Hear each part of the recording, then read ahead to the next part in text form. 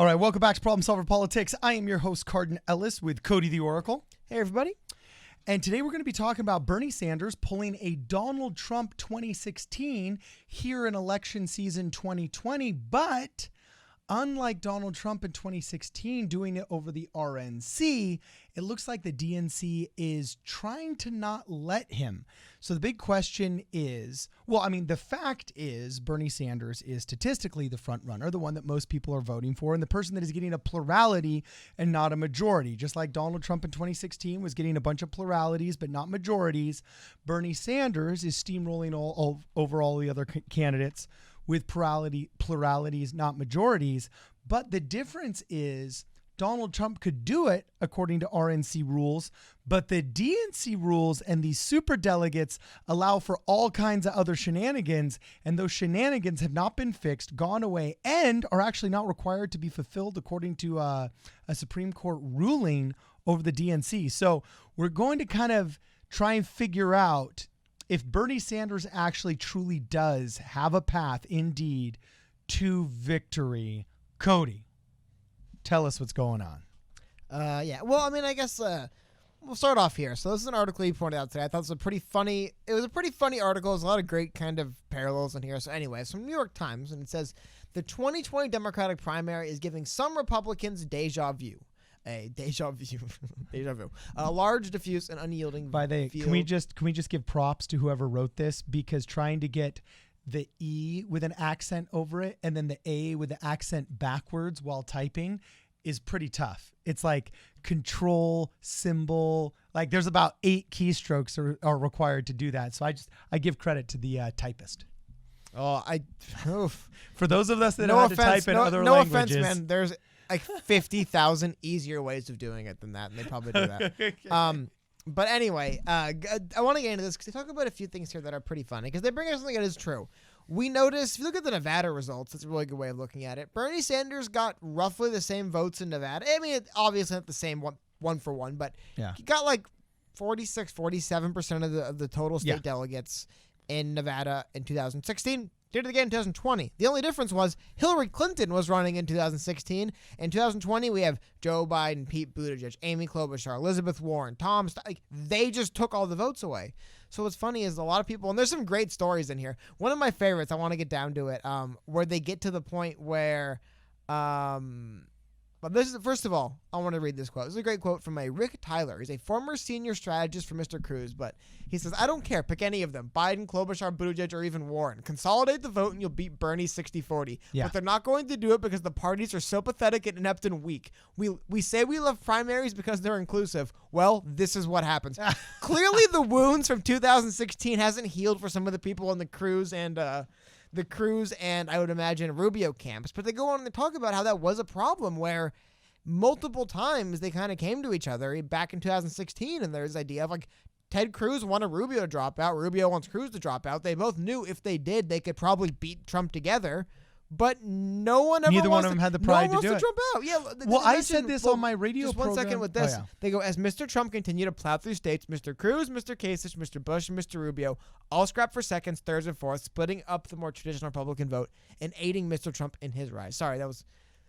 I just want to say that because back then, the establishment balked and whined and complained about the immorality of his platform, the immorality of his person. I mean, the RNC and the traditional Republican establishment complained about Donald Trump in 2016 just as badly as the DNC and the traditional Democrat establishment is complaining about Bernie Sanders here in 2020. But back in 2016, I said, guys, okay, Kasich, you're cool. I like you. You know what I'm saying? Why don't you just have a sit down with, Senator Rubio and Senator Cruz and top to bottom, every last one of them, if they would have combined if they would have just, I actually think if they would have combined energy and become one candidate who promised cabinet appointments to all of them, they actually would have been beating Donald Trump by more than just their cumulative numbers, because there would have been a synergy where now all of a sudden Donald Trump isn't perceived as the strong man in the room. You know what I'm saying? So I think they would have actually even beaten him much worse than the numbers even indicate. But I lost a lot of respect for those candidates because I'm like, dude, Marco Rubio, sit down with Ted Cruz. He's getting higher numbers than you. You become his second man, and then you're the first one that gets to run after him. But all of them had such pride and narcissism that they couldn't get out of the way. So guess what? Donald Trump won. You cannot complain as establishment person about morality and this and that when you're too prideful to get out of the way. DNC is doing the exact same thing. The only problem is with the DNC, the super delegates can screw them. Well, yeah. Well, just to your point, this was the story I wanted to highlight. This was hilarious to me. I think we've seen this kind of happen already in 2020. So they go to mention that conservatives had urged Mr. Rubio and Mr. Cruz to form a joint ticket, though neither wanted to play second fiddle, to your point, to the other as the vice presidential pick. However, I love this little anecdote. But then Mr. Cruz announced shortly before dropping out that if he were nominated, he would choose as his running mate Carly Fiorina, the former Hewlett-Packard chief executive who had also sought the nomination. The two then traveled the country together as a team, but the combination of inertia and ego inside presidential campaigns usually stops these kind of arrangements. Quote, in order to have an impact with your endorsement, you have to have support, and if you still have support, why are you dropping out? I want to hear what was going on behind the scenes of the Carly Fiorina, Ted Cruz disastrous few weeks of campaigning before Ted Cruz finally dropped out of the election. But yeah, you have to imagine. He was close. He was within 7 points in some of these weeks. But just the egos of, wait a minute, if I'm helping you by being your VP, then why aren't you helping me? Like, if I have support still, why would I drop out? And we have seen that, I think, this big time with, imagine if Klobuchar and Biden, and if they really wanted Buttigieg to win, and I want to get on to what you brought up, but they go on to also mention the article, the idea of, a lot of them say if we had to do this all over again, we would win in 20. But hey, they can't do it over again. Now, this is what you brought up is where things change big time. So also in the New York Times, an article came out today talking about what's going on right now because we've talked about this before, so I'll just kind of really quickly recap over it. The Democratic National Committee, when they do the big convention, I was trying to think of a better word for it, but convention works. When they pick their nominee for the year, normally it's every 4 years. Last year was a train wreck. This one's not looking much better. And look, what looks like it's going to happen is when we get to that point of the year, they will not have anybody with enough delegates to actually be the nominee. So what happens then is they'd have to have a second vote to decide,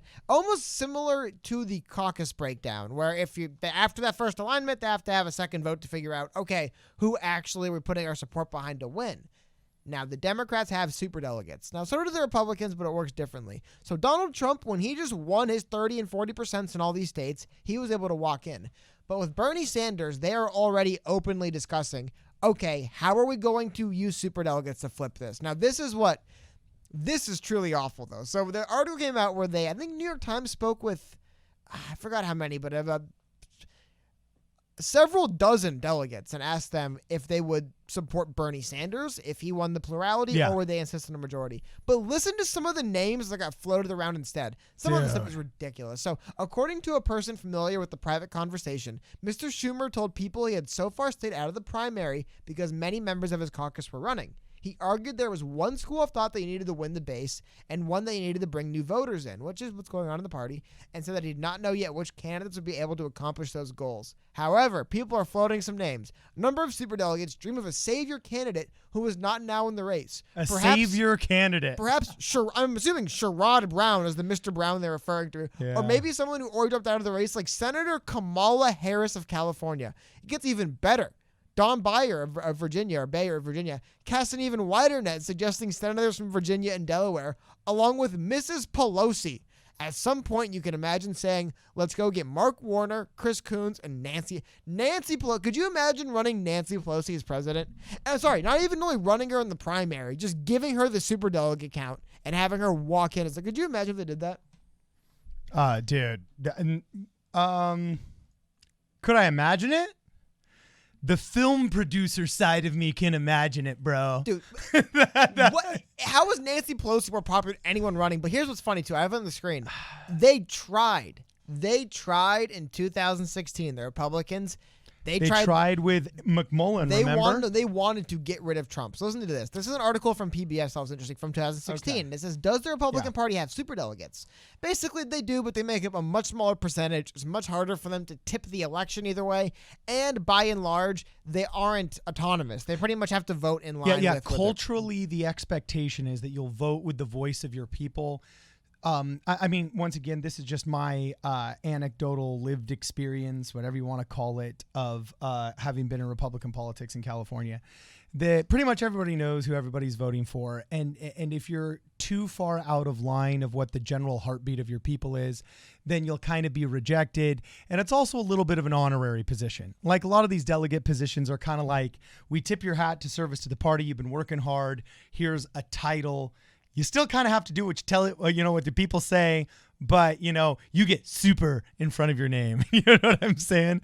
And so the kind of corruption that exists in the DNC with super delegates basically just doing the bidding of Tom Perez or the bidding of Debbie Wasserman Schultz / Clinton doesn't exist in the Republican In 2016, party. They actually had to change the rules. So in 2012, it was like that. In 2016, they changed the rules. So it mandated all superdelegates have to vote for the candidate who won their state in the primary. So it was even more honorary. Okay, unless it's a brokered convention. It was title only. No, but I'm saying they still have the power to screw it. The reason why I brought this up was because the Republicans had people fighting to change this rule so they could try to take it away from Trump, and it failed. But there was Republicans trying to get rid of this. So there is this, and I think it's interesting because it's an interesting conversation about superdelegates and why they exist. There is, the more I've thought about this, there is something to a party saying, look, just because 9 people ran for president and 35% was the biggest number, it doesn't mean you're popular enough to be our nominee for president. And I think it isn't the craziest argument. Now, you want to hear some crazy arguments for superdelegates? We'll get into some crazy arguments for superdelegates. They are made by our friends, or my friend, Debbie Wasserman Schultz, and more people over at the Democratic National Committee. There's some great stuff here. I want to get this set up so you can read it easily. But this is an article written by The Observer, which hey, you know what? Funny little anecdote about The Observer. The Observer actually, I believe, was owned by Jared Kushner, who was the son-in-law of Donald Trump. He has some crazy position, whatever he's up to. But even Jared Kushner, when he was going into office, he gave up he put some ownership stuff in a trust and gave up all editorial control to his brother. Mike freaking Bloomberg just told his reporters, hey, try not to write about me. And if you do, put a thing. It's crazy. Even Jared Kushner. If you do, can you put an asterisk in your name? I trust Jared Kushner less than I could throw him, right? Like, I would put nothing past him. Even he was like, you know what? My much smaller, less influential publication, I would like to move over just so there isn't that, air of I'm a corrupt person using a paper to get my political ideology. Yeah, well, exactly. Mike Bloomberg couldn't even do that. He doesn't even care. Bloomberg doesn't even care. Anyway, my blatant He Bloomberg has hate what aside, Dave Chappelle calls FU money. Hey, you're using your newspaper and your worldwide media empire in order to further your presidential candidacy. Yeah, FU. I got money to pull it off. But he's got beyond FU money. Speaking of just in general, that attitude. So anyway, the reason why I brought that up, I wanted to get this article. Fascinating article. Whenever I have a chance to show this, I'd like to. So DNC lawyers, holy cow, I couldn't say that word, argue no liability. Neutrality is, quote, merely a political promise. Some of the stuff they argued in the courtroom was ridiculous. I love how the judges, though, multiple times were saying, like, I'm sorry, you don't get to say that maintaining a fair and balanced Democratic primary is just a political promise. Basically, what they were arguing in court, which is... Here's a nice summary of what they had in the quote above. The DNC lawyer's argument here is that the charters demand that the chair and DNC staff remain neutral throughout the primary is a political promise similar to policy proposals made in campaign platforms that aren't fulfilled when in office. The lawyers cite an argument made in another court case stating that voters are free to vote out politicians. That is one of the... Well, if you don't like Hillary Clinton, vote her out. Guess what? They did. She didn't win. Like, I mean, I guess in a way they're kind of arguing, look, hey, if we want to run Hillary against the will of the people and lose, that's the right of our party, was basically the argument they made, which... I mean, I guess kind of makes sense a little bit. It is your right to intentionally lose it. It's like if I'm an author and I want to write a really bad book that nobody reads... I have the right to do that. Okay, here's the question then, though. Would your publisher then have the right to come back to you and say, excuse me, I paid you not for an intentionally bad book no one read? Point being, it's one thing if they're literally a private social club. And they say, hey, it's one thing if, what was it, Kramer when he was running for, the Del Boca Vista, condo board or whatever? Yeah. It's one thing if you rig those elections. The only difference here is people donated money to the Hillary Clinton by giving it to Bernie Sanders, not even knowing, right? Like, there's other people involved here who were, in other words, by the own definition of the Democratic Party, are defrauded, basically, by being led to believe they were donating to a fair promise, not realizing. Now, again, the thing is that they can make the same argument. Well, what? Is a politician defrauding you? For example, if Bernie Sanders gets elected and he's not able to get rid of college debt, it just never gets passed, and Medicare for All is heavily compromised, did he defraud voters? I think that's the argument they make. Would it be defrauding people to just simply not be able to deliver what you promised? And I don't know. Now, if you intentionally set out to not deliver the thing, I would say then yes. And that is what they did. But some of the stuff in here is ridiculous. The DNC may, within its First Amendment rights, choose to amend its rules to eliminate the provision upon which the plaintiff's theory relies. Added the DNC lawyers, arguing that because the DNC can amend its rules so its chair and staff don't have to remain neutral or impartial in Democratic presidential primaries, the court cannot render a ruling on the rule. That is such a funny... Well, and we've seen that. because we could just change the rules. Why would you enforce them? Well, because we've already seen this. Remember, Tom Perez supposedly changed the rules to allow Mike Bloomberg he did to not have to get to the donor threshold that Tom Steyer dumped tens of millions of dollars into to get on the first debate stages. Tom Perez didn't even consult the Rules and Bylaws Committee. It's not called the Rules and Bylaws. It's called the Rules and... Not Rules and Regulations Committee, but whatever the committee is in the DNC. He didn't even consult with them and just changes the rules so his pal can come on in and basically just gentrify the DNC and have a hostile takeover of the Democrat Party. Hey, what we were just talking about, though? Remember that article I was pulling from where they were talking about running Nancy Pelosi as president? Oh, yeah. Just keep in mind everything we talked about with what the DNC had argued and all that. Well, check out this headline right here. The Democratic leaders willing to risk party damage to stop Bernie Sanders. They have argued in it. But the thing is, they have literally gone to they've had lawyers argue in a court of law this is their right. It is our right to intentionally damage our party if it's our will. And if they've already made this case in court. Now, I do believe they were in some parts laughed out, but in other parts, some of those arguments, man, that was my favorite one. You can't hold us accountable to claiming that our chair was impartial, because if we want to, we can just change the rules and say they don't have to be impartial. So really, it's not actually a rule in the first place, because it's really just enforce that discretion. I mean, that's what he's going up against. And I think it's really funny, just going back to how we started this, right, where there is a lot of parallels to Bernie Sanders and Donald Trump, Trump from 16, Bernie in 20, as kind of hijacking a party and taking over from the outside. Yeah. The only problem is the DNC has so many of these stopgaps in place. I mean, Republicans were scrambling to use superdelegates to screw over Trump, and they just couldn't do it. It wasn't in the infrastructure. Well, Democrats, man, they have fought tooth and nail, and now they're setting up to do it again. All they have to do is get to that convention with things murky. Just no one with a clear majority, which, by the way, hasn't happened since John Kerry. Like, Barack Obama wasn't walking in with clear majorities and these things all the time. They have to do that, and then they have to find a way to just get the superdelegates to vote who they want. Now, I hope we don't run into an issue where people are actually arguing, no, it should be Kamala Harris. No, it should be Nancy Pelosi, and then they can't make a decision there. But it's probably going to be, and if you had to guess, Carden, who do you think right now is angling to be that guy? Because somebody's probably going to have the thumb come down on the scale with the superdelegates and give it to them. Who do you think is angling and prepping and making calls and getting ready? My man, Mike Bloomberg. Boom! He is quietly behind the scenes for a few weeks now, been reaching out to delegates and saying, hey, just saying, if we get to the part where we need your input. He's like the super wealthy McMullen of 2020.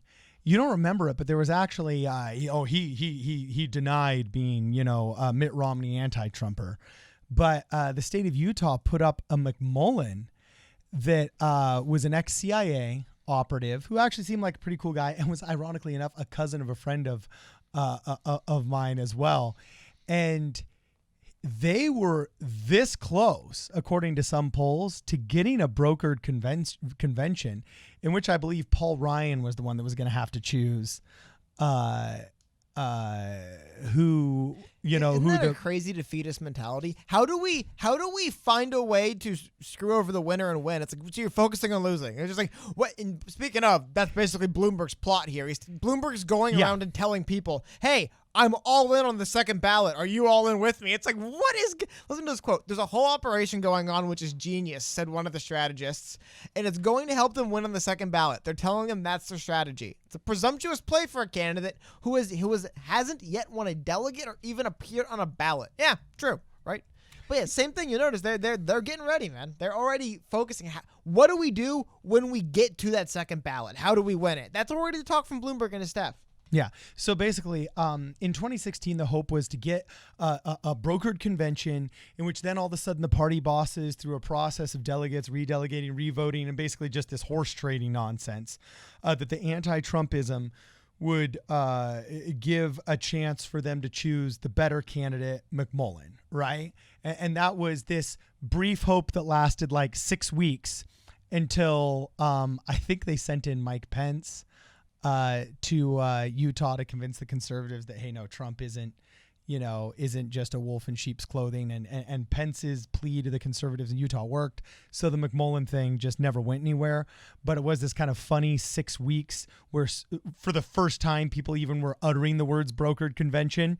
Meanwhile, like that just seems to be the plan right out of the bat with Bloomberg from the beginning, that if I can have a Super Tuesday performance that is spectacular enough, there's a chance that either through a brokered convention, my purchased loyalties with the DNC are going to basically make me the nominee, or who knows, maybe I can just actually TV commercial and ad spend my way into the nomination. We're going to see if either one of those plans work.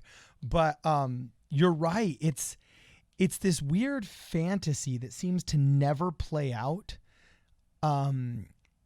This idea that we'll be saved from the worst of our party through some brokered convention justice, shall we say, that has really never actually happened in my adult lifetime. Have you ever lived through a brokered convention? I can't think of one. Well, like, there's been... I think LBJ was going to be a brokered convention. No, I believe, correct me if I'm wrong, there's been multiple times, just generally speaking, it's like, you don't have that technical... Like, I don't remember a crazy, chaotic one, except for Bernie Sanders and Hillary was pretty bad. I'm just saying... When was the last brokered convention? I just Googled it now. I think the 1952 Democratic primary between Adlai Stevenson and Dwight Eisenhower. I think a lot of them, though, there's been a couple where they get to that point and it's pretty, and they just kind of, then they just decide the superdelegates will go behind too. But dude, last year was really bad. When Hillary Clinton was given the nominee of Bernie Sanders, people didn't just go, oh, shucks, I'll go home. It was a madhouse, and I'm expecting it to be worse this time because they're openly talking about how they're going to do it this time. They're writing articles saying this is exactly how we're going to... On the debate stage, it was like a mafia thing where they had Bernie... It was not last debate, the one before. Well, it was Chuck Todd. I remember watching this, like, this is almost disgusting to watch, but right at the end of the debate where he goes, all right, everyone, so we have time for one last question, and we'll get to you last, Mr. Sanders. I think when he said that, I'm like, oh my God, he's going to ask them if they're going to... He's like, yeah, would you support the democratic process playing out if there's no one with the majority of votes, but only the plurality? And one by one, every candidate, I would support the party. I would support the party. I would support it. And then it's almost like a joke, like, well, Mr. Sanders, what about you? And he's like, I would not. I think whoever has.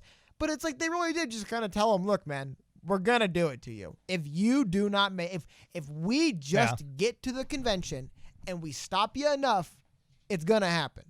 And they've shown him the whip and they've told him it's coming. So we'll see what happens. I don't think he has what it takes. They showed him the whip and they told him it's coming. Well, yeah, I mean, like, this is there. I guess, they've kind of... Here's the whip. Here's the whip. It is coming. Yeah, I was kind of using more of, like, I was thinking more of, like, the horse racing thing. But you get what I mean. Like, it's kind of like, look, man, like, you... And I honestly do think that the reason why I brought up that analogy, though, is, like I said, kind of more like things like a horse race. I think that's kind of what they want to do as well, though. They also kind of want to say, look, Sanders, you said you're going to mobilize this army of new voters. We'll do it. If you don't, we're replacing you. But if you do it, and you get 65% of the vote and you take over the party, so be it. That's what the rules say. But that's kind of the point I want to make here. It's kind of what it feels like. they're going to steal it from him if they can. But I think they're also saying, and again, the reason why I bring that up is Adam Schiff said this when he was asked. People have said, why is Adam Schiff not came in and said more? And he says right here, I've said it before, but I'll bring it up again. He argues that there's this one school of thought that you needed to win the base and one you needed to bring new voters in. Well, how do you play both sides? You say, fine, Bernie, bring your new voters in. If you don't, we're going to go with who wins the party. Yeah. It's that simple. And that's what I mean. I think that's what they're trying to do. They're trying to show him. They're trying to tell him, look, it's coming. There's nothing you can do to stop it except prove us wrong. Prove us that you do have this new army. The bad news is it doesn't look like it's coming. It looks like he would, if he were to win the nominee, it'd be like Trump in 2016, where Trump had some pretty big victories. I was showing before, Trump won California. It's like 80% of the vote. But still, like, along the lines is it's close. And if there was, I wonder if you mentioned it was pretty close. I wonder if they had that extra, bit of superdelegate weight if they would have tried to tip the scales against them. Because Bernie, it's really easy. He has to get, I forgot the exact number, but it's up in the air. Actually, I'll see if I can pull it up. I think 538 right now is their projection at like 50-50 between Bernie or nobody gets the nomination at the first vote in the convention. Like, it's right there, and it really is the tipping point for him. Now, I don't want to give the DNC credit because I think they're being cowards by doing this. However, in their cowardice, they have put themselves in a position where, like I said, if it does work, right, and if it does kind of, show them the whip, gets Bernie Sanders to go a little bit faster and prove I do have this base. Trust me, they're coming. It's not just what I had in 2016 and no one's running against me. I'm motivating new voters. Yeah. If he doesn't, man, it looks like they'll let him have it, but I don't see that happening. And they cannot wait to float around ideas like making Nancy Pelosi the nominee. They cannot wait to have a chance to make basically whoever they want the nominee. And they're talking about it. That's what worries about me. They're not talking about it like, okay, if we need to use our superdelegates to tip the scale 5 or 6 points ahead for, Buttigieg, that's one thing. They're openly talking about nominating people who haven't even campaigned for president. So trust me, I hate these people as well. I'm just saying there is some strategy to the blatant cowardice of telling Bernie you're going to steal the nominee, but waiting until you have to do it. Yeah. It's almost like you don't believe in yourself or your platform, and it's just about power. No, it's just cowardly. They don't believe in anything. They're just like, whatever the results show, we'll go with. We don't care. So here's my question. If the DNC railroads Bernie a second time, who is going to stop the rioters and the Antifa people from just starting the revolution on their own, man? But here's the thing. I mean, at that point, really, the rally call is going to be, we tried working within the system and they screwed us twice. It's open source documented. Everybody knows it. By any means necessary. Because if Bernie Sanders were to draw that coalition out, I think he would win the nominee. Like, I think the fact that Bernie's put into a spot where they can just give the nominee to someone else at the convention would tell me he hasn't motivated that revolution anyway. Why didn't they come out and vote? None of them came out to vote for him.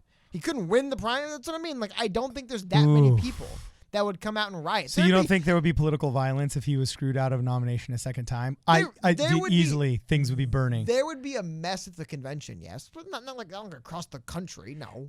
I easily would surpass the damage of the LA riots. Oh my God, no. Easily. It would be no worse than when the Philadelphia Eagles won the Super Bowl. It'd be no worse than that. Yeah. I swear. It would be no worse. Oh my God, I think it was when the Vancouver team won the Stanley Cup. I forgot who it was, the Canucks, and everyone came out and burned everything and threw trash. And a couple days later, they came like it'll be. I can see like that. The night it happens, where it happens, there will be something. But no, man, there's not going to be riots across the country because Bernie Sanders lost again. Sorry. Because again, if Bernie Sanders, that would mean Bernie Sanders didn't get the majority of Democrats who show up to primaries. Okay. That's not a big number of people, and he couldn't get the majority of them. So just by the fact that they were able to distribute the delegates to someone else would tell me that he doesn't have that army out there. Why? No, he didn't have the support. If he had that much support and then they did it to him, that'd be one thing. But so it's kind of funny. So the Philadelphia Eagles are our Wisla Krakow, apparently, or I believe it's Libertad in Argentina. the most dangerous fan bases. Like whenever they get like really excited because they won or really angry because they lost, there will be damage. Philly fans famously booed Santa Claus. What? How do you boo Santa Claus? Look it up. Wait, did some football player put on Santa Claus? No, they had a Santa Claus who would come entertain fans in the Christmas Day games or around it, right? And he got booed. He wasn't good enough. He was a bad Santa, and they booed him. Oh, brutal. Dude, Philadelphia fans have done some pretty bad stuff. Pretty sure they've cheered when guys tore their ACLs. Well, Bill Burr had his big showdown at a show in Philly. The Philly sports fans are an interesting crowd. Yeah, when he did a stand-up show in Philly, apparently it got super combative, and he just started roasting and ripping on the entire audience. And it's like considered one of his craziest performances ever. You can look up Bill Burr Philadelphia roast, and it's pretty interesting. So, okay, cool. Well, at the end of the day, I got to tell you, man, the DNC is staring down a barrel of two huge realities. The reality that if they don't let the system operate and let Bernie Sanders basically win the nomination, they're going to have to screw him by any means necessary, which means soft corrupt and or just plain old corrupt. But it's the way the rules are set up now. They literally can just say, we're letting things play out as they're scheduled. You didn't win the majority. So no. I'm saying they're either going to have to let him win because he's going to win and he's pulling the numbers. Okay.